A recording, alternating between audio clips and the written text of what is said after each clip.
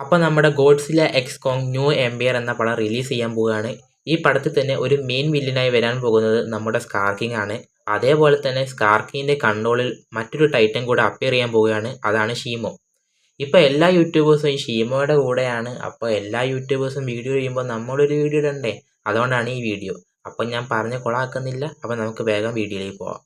ഈ പടത്തിൽ തന്നെ റീസെൻ്റായി 2 ട്രെയിലറാണ് വന്നിരിക്കുന്നത്. അതിൽ തന്നെ ഇതുവരെ ഷീമോനെ കാണിച്ചിട്ടില്ല. ഷീമോ എന്ന വേർഡിൻ്റെ മീനിങ് തന്നെ ജാപ്പനീസിൽ ഐസ്, ഫ്രോസ്റ്റ് എന്നൊക്കെയാണ് പറയുന്നത്.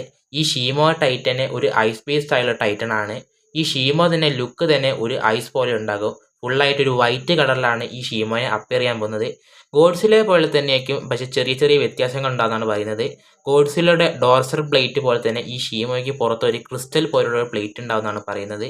ഇത് മാത്രമല്ല, ഷീമോ ആണ് ഫസ്റ്റ് ടൈറ്റൻ, അല്ലെങ്കിൽ മദർ ഓഫ് ടൈറ്റനും ഷീമോ തന്നെയാണെന്നാണ് പറയുന്നത്. ഈ ഷീമോയുടെ ജെൻഡർ ഒരു ഫീമെയിൽ ആയിട്ടാണ് കാണിക്കുന്നത്. കാരണം മദർ ഓഫ് ടൈറ്റൻ എന്ന് പറയുമ്പോൾ അത് പെണ്ണല്ലേ, അപ്പോൾ അതൊരു പെണ്ണായിരിക്കുമല്ലോ.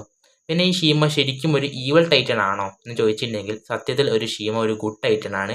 ഈ പടത്തിൽ സ്കാർക്കിൻ്റെ കയ്യിൽ ചാട്ടാവാൾ പോലത്തെ സംഭവമല്ലേ, ഈ സംഭവം വെച്ചിട്ട് ഈ ഷീമോനെ കൺട്രോൾ ചെയ്യാൻ പോവുകയാണ്. അതാണ് സംഭവം. പിന്നെ ഈ ഷീമോയാണ് ഓൾഡസ്റ്റ് ടൈറ്റൻ എന്ന് പറയുന്നത്. പോരാണ്ട് ഈ ഷീമോനെ ഗോഡ്സില്ലേക്കാളും എക്സ്പീരിയൻസ് ആയ ടൈറ്റൻ ആണ്. കാരണം കുറേ പഴക്കമുള്ളത് കൊണ്ട് തന്നെ ഒരുപാട് ഫൈറ്റ് ഷീമോ നടത്തിയിരിക്കും. പിന്നെ മാത്രമല്ല, ഭൂമിയിൽ ഐസേജ് കൊണ്ടുവരാനും ഈ ഷീമോ ഒരു കാരണക്കാരനാണ്. പിന്നെ ഈ ഷീമോയ്ക്ക് ഗോഡ്സില്ലേക്കാളും കൂടുതൽ സൈസും വെയിറ്റും ഒക്കെ ഉണ്ടെന്നാണ് പറയുന്നത്. നല്ല സൈസും ഹൈറ്റും ഒക്കെ ഉണ്ടാവും.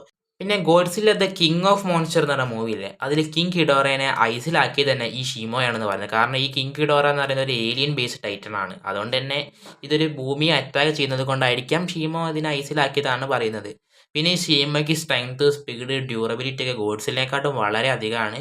ഈ ഗോഡ്സിലേക്ക് അറ്റമിക് ബ്രത്ത് ഉള്ളതുപോലെ ഷീമോയ്ക്ക് ഐസ് ബർത്ത് ആണുള്ളത്.